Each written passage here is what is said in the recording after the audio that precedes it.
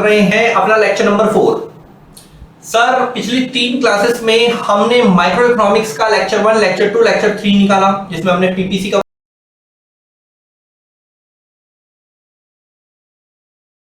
आज जो 4th lecture है इसमें ये चैप्टर पूरा क्लोज हो रहा है, बट ये लास्ट लेक्चर नहीं है। इसके बाद एक लेक्चर 5 भी करवाऊंगा जिसमें मैं 20 to 25 सिर्फ एमसीक्यू करवाऊंगा इस चैप्टर के। तो सर 5वां लेक्चर करने से पहले मतलब मुझे ये चारों लेक्चर्स पे कमांड होनी चाहिए। बिल्कुल, तभी तो तू एमसीक्यू कर पाएगा बेटा अच्छे से। तो ये है सिंपल, आज चैप्टर क्लोज हो रहा है। 5वें लेक्चर में कुछ भी नया नहीं बताया जाएगा। पूरे 4 लेक्चर जो आज कंप्लीट हो जाएंगे, इसमें चैप्टर सॉर्ट आउट हो जाएगा। 4 नंबर का 4 नंबर का चैप्टर है ये, तो उसके एमसीक्यू भी पूछते हैं। मैंने बोला कि यार देखो आप नए नए हो इसलिए एक ही चीज मैं बार बार बता रहा हूं, हर लेक्चर में 11th में एमसीक्यू आते हैं, ठीक है। तो एमसीक्यू की प्रैक्टिस होगी, तो मेक श्योर कि चारों लेक्चर में अच्छे से आते हैं। तो चलिए अब हम शुरू कर रहे हैं अपना लेक्चर 4 मतलब आज की क्लास। तो समझने की कोशिश करते हैं कि क्या है हमारे आज की क्लास में। आज की क्लास में भी ना बहुत सारी चीजें नहीं है, पीपीसी से बहुत ज्यादा लिंक होगा। तो आपको पीपीसी मैंने पढ़ा दिया है और आपको कमांड होगी। अगर किसी की कमांड नहीं है तो प्लीज इस लेक्चर को आप पॉज पे डाल दीजिए और लेक्चर 3 देख लीजिए एक बार पहले, तब आइए इस पे, ठीक है, ताकि आप बेटरली पीपीसी के क्वेश्चन टैकल कर पाए। फर्स्ट क्वेश्चन आ रहा है, ये सारा कॉन्सेप्ट 1 नंबर का है, जैसे कि ऊपर मेंशन है, स्कैरसिटी। सर ये वर्ड तो कल भी आया था, स्केयर। यस, स्केयर मतलब कमी। और कमी कब होती है? जब ह्यूमन की वांट ज्यादा होती है और रिसोर्स उसके पास कम होता है। जब भी मार्केट में या कहीं पर भी किसी चीज की डिमांड ज्यादा है और सप्लाई कम है। Sir what is the meaning of demand and supply? देखो, कोविड-19 सबने देखा अपनी लाइफ में। कोविड-19 में मार्केट के अंदर सैनिटाइजर की शॉर्टेज हो गई थी, स्कैरसिटी हो गई, क्योंकि अचानक से सैनिटाइजर का डिमांड बढ़ गया था और supply. This situation we called, that situation we called scarcity. Define scarcity. It refers to the situation when demand of a commodity is, demand ज्यादा है, जैसे कोविड-19 में सैनिटाइजर का डिमांड ज्यादा था और शॉप में सप्लाई कम, तो चीजों की स्कैरसिटी हो गई थी, कमी हो गई थी। हिंदी में बोले तो demand of a commodity is more than it's supply, ठीक है। या फिर हम अदर वर्ड्स में ये भी बोल सकते हैं, स्कैरसिटी तभी होती है जब ह्यूमन की वांट ज्यादा होती है और चीजें कम होती है। In other words, it refers to the situation, basically एक सिचुएशन ही है when the want exceeds the available resources, यानी कि want ज्यादा है, जो भी हमारे पास रिसोर्स है उससे बहुत ज्यादा, ठीक। This type of situation we call scarcity, okay। अब सेकंड क्वेश्चन है, define opportunity cost। Define opportunity cost। देखो ध्यान से समझना, जो स्क्रीन पे मैंने लिखा है अपॉर्चुनिटी कॉस्ट के बारे में। तो अपॉर्चुनिटी कॉस्ट को थोड़ा डीप जाके समझना, मैं इसमें आपके 2-4-5 मिनट लूंगा एक्सप्लेनेशन करने में, उसके बाद आप क्वेश्चंस लगा पाएंगे। अपॉर्चुनिटी कॉस्ट का मतलब होता है the second best alternative use of the resource. Sir नहीं समझ नहीं आया। सेकंड बेस्ट अल्टरनेटिव रिसोर्स का मतलब क्या होता है? सोचो, आपकी भी क्लास चल रही और अभी धुरंधर भी रिलीज हुई है, ठीक है। तो मान के चलते हैं कि अब धुरंधर हिट मूवी है, इसका एग्जांपल है। क्लास छोड़ना यार भाई, क्लास छोड़ना, बाद में देख लेंगे, हटा क्लास को, धुरंधर देखने जाएंगे भाई, हिट मूवी है। आप अभी बैठ के थिएटर में धुरंधर देख रहे हो और मैं यहाँ क्लास ले रहा हूँ, बाकी बच्चे क्लास ले रहे हैं। तो आपने धुरंधर देखी, अब धुरंधर देखी तो धुरंधर को देखने की अपॉर्चुनिटी कॉस्ट क्या हुई? क्लास। क्योंकि धुरंधर के चक्कर में किसको सैक्रिफाइस करा आपने? क्लास को। इसे बोलते हैं इकोनॉमिक्स में अपॉर्चुनिटी कॉस्ट। अब एक और एग्जांपल लो इकोनॉमिक्स का। मैं एक कार बनाता हूं, मेरी एक फैक्ट्री है जिसमें कार भी बनती है, स्कूटर भी बनता है। आज मैंने क्या करा कि स्कूटर का काम बंद कर दिया और एक दिन में 10 स्कूटर बनाता हूं, एक दिन में 10 स्कूटर बनाता हूं और एक ही दिन में एक कार बनती है। अब मैंने क्या करा कि आज स्कूटर का काम स्टॉप कर दिया, एक कार बनवाई एक्स्ट्रा। तो अब वो जो कार बनी, उस कार के चक्कर में कितने स्कूटर सैक्रिफाइस हुए? 10। तो एक कार को बनाने की अपॉर्चुनिटी कॉस्ट क्या हुई? 10। The second best alternative uses of the resource, ठीक है। अच्छा एक चीज और बताऊं, सच्चाई बता रहा हूं मैं आपको, जो हम ये सैक्रिफाइस कर रहे हैं ना सेकंड वाला, इसी को अपॉर्चुनिटी कॉस्ट बोलते हैं। बाकी भी क्वेश्चन करेंगे, ठीक है। अभी सच्चाई बता रहा हूं, ये क्लास जो मैं अभी ले रहा हूं, अभी मेरे को बहुत इंपॉर्टेंट काम से जाना था, ठीक है। मैंने वो कैंसिल कर दिया, मैंने कहा नहीं यार पहले क्लास लेते हैं वरना फिर फ्लो टूट जाता है, क्लास नहीं अच्छा नहीं। अब सुनो क्या हुआ, इस क्लास को लेने की अपॉर्चुनिटी कॉस्ट क्या हुई मेरे लिए? वो काम जो मैंने अभी सैक्रिफाइस करा, है ना। तो सेकंड बेस्ट ऑप्शन, ध्यान से समझना, मेरे हिसाब से धुरंधर बेस्ट थी, मेरे हिसाब से भी क्लास बेस्ट है, तो जो उसके लिए मैं सेक्रीफाइस कर रहा हूं वो अपॉर्चुनिटी कॉस्ट है। The second best alternative uses of the resource, second best, आपको वाटर पार्क जाना है, आपको मूवी जाना है, आपने कहा वाटर पार्क चलते हैं, मूवी हटाओ, तो वाटर पार्क जाने की अपॉर्चुनिटी कॉस्ट क्या हुई? मूवी, क्योंकि मूवी सैक्रिफाइस हुआ जिसे आपने छोड़ा। Second best, the second best alternative uses of the resource called opportunity cost. And most important, एक नंबर का क्वेश्चन आता है, मोस्ट इंपॉर्टेंट एक नंबर का क्वेश्चन आता है, it is also known as foregone cost. एक नंबर का पूछता है, it is also known as foregone cost. ठीक है, दूसरा ऑप्शन जो होता है ना हमारे पास किसी काम को, उसे को अपॉर्चुनिटी कॉस्ट बोलते हैं। क्वेश्चन करके दिखाता हूं, ठीक है, ये देखो एमसीक्यू, ये कोई दीपक जी हैं, Deepak is working as a sales manager के रूप में वो कार्य करता है, मतलब कार्य कर रहे हैं, काम कर रहे हैं। Deepak is working as a sales manager at a salary है उनकी 1 लाख रुपए दिया हुआ। सैलरी कितनी कमा रहे हैं भाई साहब जी? 1 लाख रुपए पर मंथ। ही रिसीव 2 जॉब ऑफर्स, देखो ध्यान से देखना क्वेश्चन को, प्लीज आके काट लो अच्छे से स्क्रीन पे। He received 2 job offers. He got an offer, एक 70,000 रुपए का ऑफर है उसके पास रिलायंस इंडस्ट्री से, और एक 85,000 रुपीज का ऑफर है उनके पास टाटा इंडस्ट्री से। ठीक है, सेल्स मैनेजर है 1 लाख रुपए के। ठीक है, what is this opportunity cost? What is this opportunity cost working as a sales manager? Sales manager के रूप में कार्य करने की उनकी क्या वो है? देखो उन्होंने किसको सैक्रिफाइस करा होगा? सेकंड बेस्ट क्या था उनके लिए? सेकंड बेस्ट, दूसरा बेस्ट क्या है उनके लिए? 85,000 वाला। कैसे पता चला यार 70 वाला कैसे सेकंड बेस्ट हुआ? यार अगर वो सेल्स मैनेजर की, अगर 1% मान लो सेल्स मैनेजर की जॉब छोड़ रहा है, तो दूसरा बेस्ट ऑप्शन क्या है? 85 वाला है ना बेस्ट, 70 वाला कैसे बेस्ट हुआ यार? ये है कॉन्सेप्ट। अब अगर मैं क्लास छोड़ता हूं तो उसके बाद मैं कहां जा सकता था? मैं अगर क्लास छोड़ता हूं, मैं वो अपने इंपॉर्टेंट काम करने जाता, तो वो है मेरी अपॉर्चुनिटी कॉस्ट। 1 लाख वाली जॉब छूटी तो दूसरा बेस्ट ऑप्शन क्या पड़ा हुआ उसके बाद? 85 का। तो what is the opportunity cost of sales manager? Solution रहेगा 85,000, यहां लिख रहा हूं इसका सॉल्यूशन। फाइनल आंसर इज इस क्वेश्चन का 85,000। आप धुरंधर गए हैं, अगर आप धुरंधर नहीं चाहते तो आप क्या लेते? Class. Class is the opportunity cost of धुरंधर। और मैं क्लास ले रहा हूं अपना इंपॉर्टेंट काम छोड़ के, तो मेरी क्लास नहीं लेता अगर, तो सेकंड बेस्ट ऑप्शन क्या है? तो ऐसे सेल्स मैनेजर, अगर सेल्स मैनेजर की जॉब नहीं लेता तो दूसरा बेस्ट ऑप्शन क्या था उसके बाद? 85,000 rupees from the Tata industry. तो 85,000 is the opportunity cost. This is the meaning of second best alternative uses of the resource. अगर आप वाटर पार्क नहीं जाते तो कहां जाते? वाटर पार्क नहीं जाते तो कहां जाते? सर मूवी जाता। तो movie is the opportunity cost of water park, second best option, and it is also known as foregone cost. इस क्वेश्चन का आंसर जो है दीपक वाले का 85,000 है। मैंने आपको पूरी कोशिश करी अच्छे से समझाने की। ठीक है, स्कैर्सिटी का मीनिंग समझा दिया, अपॉर्चुनिटी कॉस्ट का मीनिंग समझा दिया, एक क्वेश्चन करवा दिया, एक और क्वेश्चन करवाया जाएगा अपॉर्चुनिटी कॉस्ट का। ठीक है, 1 मिनट, मैंने गलती से दूसरी साइड को दी, एक और क्वेश्चन करवाएंगे अपॉर्चुनिटी कॉस्ट का, अच्छे से देखिए। एन अनएम्प्लॉयड पर्सन है, Ramesh is looking out for job. ठीक है, भाई के पास 2 ऑफर है, एक 20,000 का ऑफर है आईसीआई बैंक के साथ, और एक और ऑफर है 15,000 रुपए का एचडीएफसी बैंक के साथ। एक ऑफर है 20,000 का, एक ऑफर है 15,000 का एचडीएफसी बैंक के साथ। What is the opportunity cost if we accept? अगर राहुल जो भी नाम था इनका, रमेश नाम है, रमेश ने अगर एक्सेप्ट करी है जॉब आईसीआई बैंक की, और आईसीआई बैंक की जॉब कितने रुपए की एक्सेप्ट करी है उसने? 20,000 की। तो आईसीआई बैंक की जॉब लेने के चक्कर में किसको सैक्रिफाइस करा है उसने? एचडीएफसी 15,000। अब एक और दिमाग लगाओ, सेकंड बेस्ट क्या है? अगर वो आईसीआई बैंक को नहीं लेता तो दूसरा ऑफर क्या पड़ा हुआ उसके बाद? दूसरा बेस्ट ऑप्शन क्या है? 15,000 का है, वही तो है दूसरा ऑफर, दूसरा ऑप्शन वही तो बोल रहे हैं। The answer solution 15,000 ICI bank का ले लिया उसने, उसके बाद जो उसका सैक्रिफाइस हुआ 15,000 का सैक्रिफाइस हुआ एचडीएफसी बैंक। और अगर नहीं लेता, ऐसे भी समझ सकते हो, अगर नहीं लेता आईसीआई बैंक का तो दूसरा बेस्ट ऑप्शन क्या पड़ा था उसके बाद? 15,000। This is the meaning of opportunity cost. ऐसे क्वेश्चंस होते हैं एक नंबर में जो मैंने अभी करवाए स्क्रीन पे। ठीक है, अब सुनो, न्यूमेरिकल सर मुझे नहीं आता, इको में मैथ आ गई। अरे भाई कुछ नहीं आया, आराम से समझना है। कल एमओसी निकालना सिखाया था, मार्जिनल अपॉर्चुनिटी कॉस्ट। मैंने ये लेक्चर शुरू करते ही बोल दिया था भाई नहीं, अभी लेक्चर 3 पे कमांड कर ले एक बार और चाहे, फिर आए यहां पर लेक्चर 4 में।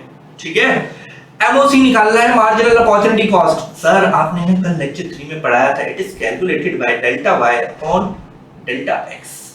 It is calculated by delta y upon delta x। दिया हुआ x और y, पहले पे डैश लगाओ। 200 से 180 हुआ, y में कितना चेंज आया? 200 से 180 हुआ, y में कितना चेंज आया? 20 अपॉन x में कितना चेंज आया? 10। ऐसे निकलता है, 3 नंबर मिलते हैं इस क्वेश्चन के। 180 से 140 हुआ, कितने का चेंज हुआ y में? 40। इधर 10 से 20 हुआ, 10 का। 140 से 80 हुआ, 60 का चेंज आया, इधर 10 का ही चेंज है। 80 से 0 हुआ, 80 का चेंज है, और इधर 10 का ही चेंज। टेबल सॉल्व हो गई, खत्म कहानी। Delta y upon delta x 2 4 6 8 answer आ गया। चलो जी आगे बढ़ो। एक और क्वेश्चन करा रहा हूं बेटा ऐसा, एमओसी निकालने का, फाइंड एमओसी। ज्यादा प्रैक्टिस हो इसलिए मैंने क्वेश्चंस लिखे हैं। तो एमओसी को एमआरटीबी बोलते हैं, ध्यान रखना, मैंने बता रखा है लेक्चर 3 में। Delta y upon delta x, delta y upon delta x। पहले पे डैश लगाएंगे, y में कितना परिवर्तन हुआ है? 15 से 14 हुआ तो 1, और यहां पर भी 1, तो आंसर विल बी 1। फिर 14 से 12 हुआ, ध्यान से देखना बेटा, 14 से 12 हुआ तो कितने का चेंज हुआ? 2 का। 1 से 2 हुआ, कितने का चेंज हुआ? 1 का, डेल्टा मतलब चेंज। 12 से 9 हुआ, कितने का चेंज हुआ? 3 का। 9 से 5 हुआ, 4 का चेंज हुआ।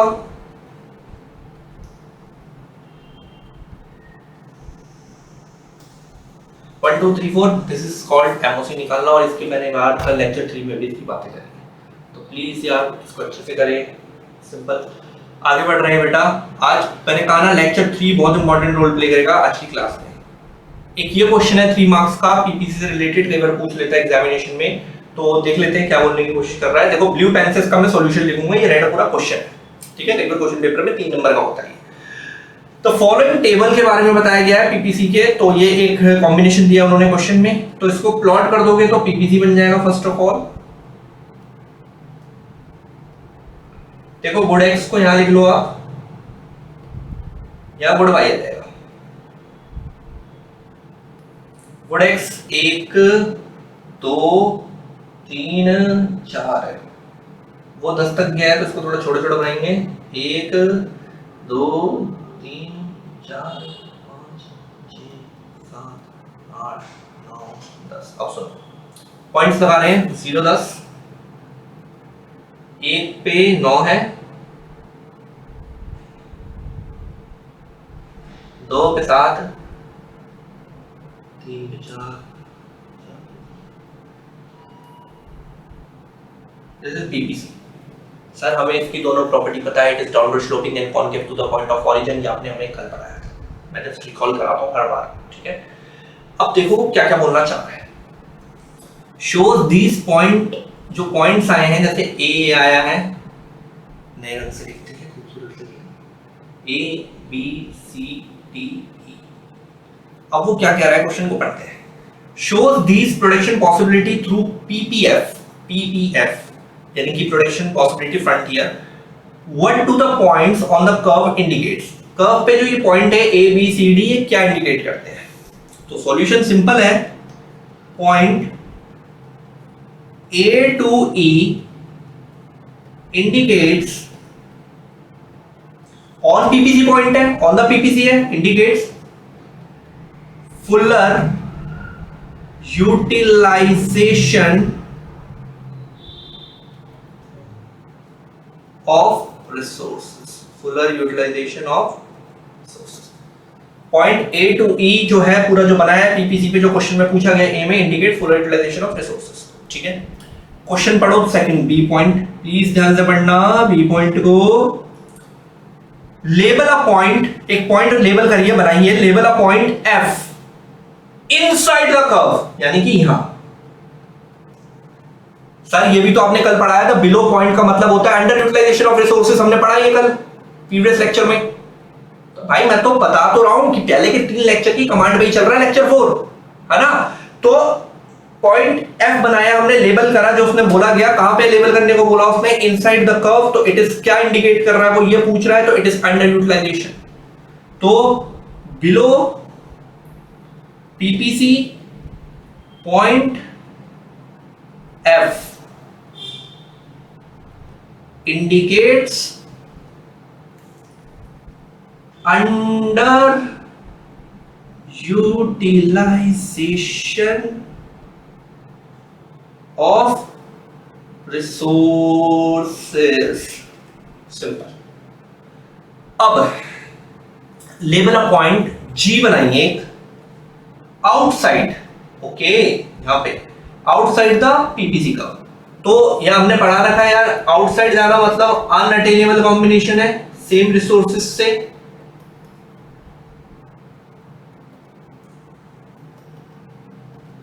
सॉल्यूशन में यहां लिख सकते हैं इसके अंदर हम लोग ऐसे, आउटसाइड,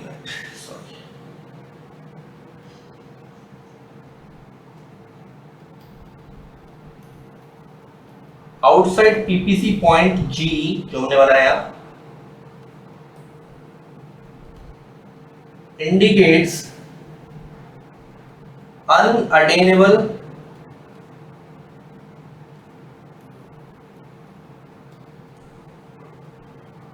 कॉम्बिनेशन। ठीक है, देखो इतना हमें समझ में आ रहा है कि हमारे पास जो लिमिटेड रिसोर्स है उससे जी पॉइंट तो अचीव करना पॉसिबल नहीं है, क्योंकि वो फुल होने के बाद ही हमारा ग्राफ बनता है फुल यूटिलाइजेशन का। ठीक है, what must occur so that economy can attain the level of production indicated by ji.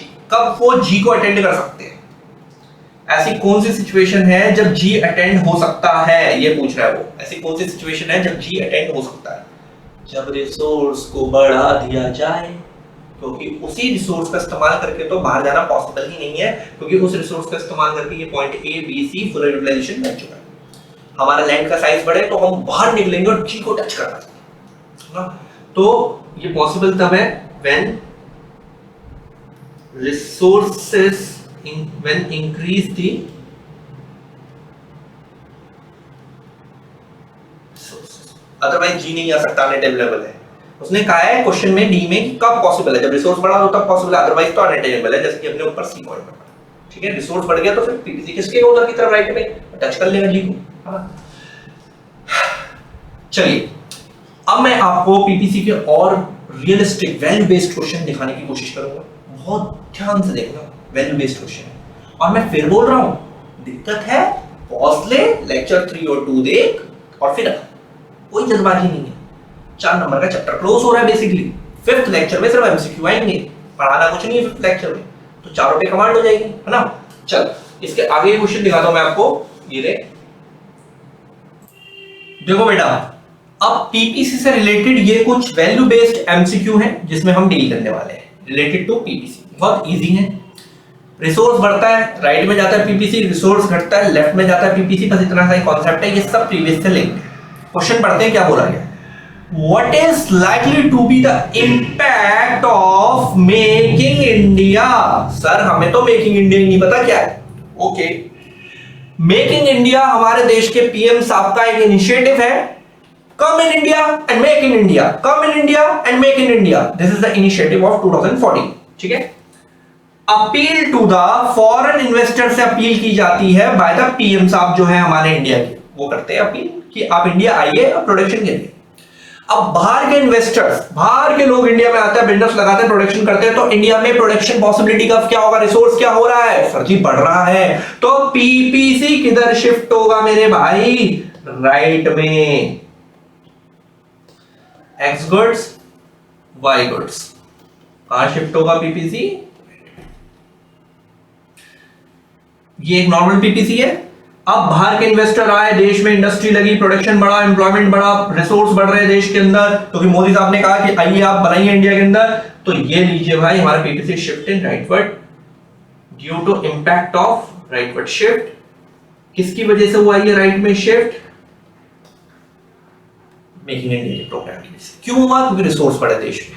Simple सी कहानी है, मेकिंग इंडिया का मीनिंग भी मैंने आपको समझाया। चलिए एक बार रीड करते हैं इसका सॉल्यूशन मैंने क्या लिखा है। मेकिंग इंडिया अपील जो है सिग्निफिकेंट इन्विटेशन करते हैं हम टू द फॉरेन प्रोड्यूसर्स को, अब आइए इंडिया आइए, प्लीज आइए बाहर के देशों को, क्या आइए टू प्रोड्यूस इन इंडिया, की गुड्स बनाइए इंडिया में आके, अपना पैसा लेकर आइए, जिसको हम एफडीआई भी बोलते हैं, अपना पैसा लेकर आइए, बिजनेस लगाइए, काम करिए। This will lead to increase in resource, इससे हमारी कंट्री के रिसोर्स बढ़ते हैं, कंट्री के रिसोर्स बढ़ते हैं, क्योंकि वो अपने साथ 500 करोड़ 1000 करोड़ लेकर आए, प्रोडक्शन लेवल बढ़ रहा है, ग्राफ राइट पे जा रहा है। राइजिंग प्रोडक्शन पोटेंशियल, हमारे देश का प्रोडक्शन का जो लेवल होता है, ये पोटेंशियल जो होती है, जो कैपेसिटी होती है, वो बढ़ती है of the economy. As a result PPC will shift rightward, और इंपैक्ट नीचे ग्राफ बनाती है मैंने, बिल्कुल यही सॉल्यूशन है, 3 नंबर का क्वेश्चन है, यही सॉल्यूशन है। ठीक है, चलिए आगे बढ़ते हैं। Next question, what will be the impact of education for all campaign, Sarva Shiksha Abhiyan, यह भी सरकार जी का एक इनिशिएटिव है, on the production possibility curve, production curve goods and services की production possibility curve of the economy. Simple है, ज्यादा से ज्यादा लोग एजुकेट होंगे, पढ़ेंगे लिखेंगे, तो उनका स्किल बढ़ेगा, स्किल बढ़ेगा तो देश में प्रोडक्शन बढ़ेगा। स्किल बंदा रिसोर्स बढ़ाता है ना, वो ज्यादा काम कर सकता है, ज्यादा मेहनत करता है, देश की प्रोडक्टिविटी बढ़ती है, वो ज्यादा गुड्स एंड सर्विसेज बनाता है। तो वो अपने आसपास ना नजर घुमाओ, पहले दिन से एक बात चल रही है, economics is all about near us, हमारे आसपास हो क्या रहा है कि इकोनॉमिक्स के अंदर जो एजुकेशन बढ़ता है, आप पढ़े लिखे लोग होंगे तो दिन रात काम करते हैं, स्किलफुल होते हैं, टेक्नोलॉजिकल अपग्रेडेशन होता है पढ़े लिखे लोगों से, तो प्रोडक्शन की कैपेसिटी बढ़ती है, और पीपीसी का हमारा जब प्रोडक्शन बढ़ेगा तो किधर को शिफ्ट होगा, राइट हैंड साइड। तो पहले तो मैं राइट पे ही शिफ्ट करके आपको समझा रहा हूं, कोई भी पॉजिटिव चीज देश की प्रोडक्टिविटी को इंक्रीज करती है, एआई आया देश में, टेक्नोलॉजिकल अपग्रेडेशन हुआ, गुड्स एंड सर्विसेज तेजी से बनेंगी, प्रोडक्शन बढ़ेगा, राइट में जाएगा ग्राफ, ऐसा समझ लो और बेटर समझो, ताकि आप ज्यादा कनेक्ट कर पाए। इसलिए मैं बहुत ज्यादा बोल रहा हूं, और कसम से बोल रहा हूं, मेरे गले में दर्द हो गया बोल बोल के भी, लेकिन फिर भी इसलिए बोल रहा हूं कि आप जस्ट 11th स्टूडेंट से आपको जितना ज्यादा सुनाया जाए आप इको के अंदर घुस पाए। ठीक है, अब ये पीपीसी राइट में शिफ्ट हो गया, क्योंकि देश में अब ये एजुकेशन का चला, तो इससे रिसोर्स इंप्रूव हुए, productivity. Education rises efficiency by making a worker a skilled worker. Education rises efficiency by making a worker a skilled worker. एक वर्कर को skilled worker बनाता है. This will increase production potential, shifting the PPC यानी कि production possibility का rightward, जैसे कि मैंने नीचे लिखा है. ठीक है, चलिए आगे बढ़ते हैं. 2-3 क्वेश्चंस और हैं ऐसे. नेक्स्ट, अब देखो ध्यान से समझना इसको. Explain the flood in Jammu and Kashmir में कुछ बाढ़ आ गई, समथिंग कुछ हुआ. अब देखो बाढ़ जो है एक नेगेटिव चीज है, इससे रिसोर्स क्या होते हैं, सच्ची डैमेज. रिसोर्स क्या होते हैं, डैमेज, डिक्रीज. तो पीपीसी कहां जाएगा, लेफ्टवर्ड. तो कितने प्यार से समझ में आती चीजें. ऑन इट्स पीपीसी, भैया इस केस में पीपीसी मेरा लेफ्ट में जाएगा, क्योंकि जब भी कोई वॉर होती है या ऐसा फ्लड आता है, सुनामी आती है, तो इस टाइम पे लोग प्रोडक्शन नहीं कर पाते, गुड्स एंड सर्विसेज की इंडस्ट्रियां बंद हो जाती है, रिसोर्सेज डैमेजेस हो जाते हैं, तो प्रोडक्शन की जो कैपेसिटी होती है वो कम हो जाती है, एंड प्रोडक्शन पॉसिबिलिटी को शिफ्ट टू द लेफ्ट. अब अगर कंफ्यूज हो जाएंगे तो मैं इसको मिटा दूंगा, लिख दूंगा मैं यहीं पे लेफ्टवर्ड शिफ्ट. पढ़ लेते हैं एक बार एक्सप्लेनेशन. ये देखो वही लिखा हुआ है, flood have damaged and reduced the resources. इंडस्ट्रियां गिर गई, वॉर हो रही है अभी कई देशों के बीच में, ऐसा भी होता है. सिंस पोटेंशियल प्रोडक्शन डिक्लाइन हो गया, जो हमारी करने की कैपेसिटी है, the production possibility will shift to the. ठीक है, आगे बढ़ते हैं. नेक्स्ट लास्ट, ये मैंने अभी थोड़ी देर पहले सुनाया भी था, मेरे को बहुत अच्छे से सुने please. The government establish a large number of institutes of science and technology, skill upgrade, AI technology बढ़ रहा है, प्रोडक्शन बढ़ेगा, ग्राफ राइट में जाएगा, ग्राफ राइट में जाएगा, ऑलरेडी पता है. ठीक है, how will it affect the PPC curve. छोटा सा नन्ना सा मुन्ना सा बना रहा हूं मैं इसमें, क्योंकि जगह कम है. x goods, y goods, and shifting rightwards. ठीक है, PPC shifting right hand side. By these institutes skill development होगा, स्किल बढ़ेगा, टेक्नोलॉजी, AI और भी प्रोडक्ट जनरेट होंगे, will improve. This would result in increase in production. Potential का मतलब होता है कैपेसिटी, पोटेंशियल का मतलब होता है कैपेसिटी, पोटेंशियल का मतलब होता है capacity of the country. So the PPC will shift to the rightward. ठीक है सर, यार ये बहुत इजी क्वेश्चन है भाई, मैं क्या करूं, क्योंकि मैंने पढ़ा दिया, पूरा चैप्टर क्लोज करा दिया. 5th लेक्चर में सिर्फ एमसीक्यू हैं. ठीक है, मजेदार 4 नंबर का चैप्टर कर लिया आपने. देखो मैंने ना कल एक बात बोली थी कि दुनिया के हर कोने में रिसोर्स जो है वो लिमिटेड है और वांट्स जो है वो अनलिमिटेड है। रिसोर्स जो है लिमिटेड या स्केयर है और वांट्स जो है वो अनलिमिटेड है। एक ऐसी नन्ना सा क्वेश्चन था, पूछा था एक बार एग्जाम में, तो मैंने लिख दिया, सुनाया तो है लेकिन लिखा हुआ स्क्रीन पे बच्चों को ज्यादा याद रहता है कि नोट्स में ही मिलेगा। Do rich countries also face central problem, three central problem, what to produce, how to produce और whom to produce पढ़ाया गया है। Give reason for your answer. Yes, कहीं पे भी जाओ ये प्रॉब्लम है। Yes, even in rich countries resources are scarce मतलब limited, having alternative uses, resource के alternative use होते हैं, resource के alternative use होते हैं मैंने बताया, and wants are unlimited। ठीक, यहां पर ये चैप्टर एंड होता है पूरी तरीके से, पर लेक्चर 5 में सिर्फ एमसीक्यू को टैकल करेंगे। तो मेरी आपसे निवेदन है कि आप लेक्चर 4 तक अच्छे से कंप्लीट करें और लेक्चर 5 में मेरे को सपोर्ट करें एमसीक्यू लगवाने में। खत्म, मिलते हैं नेक्स्ट लेक्चर में।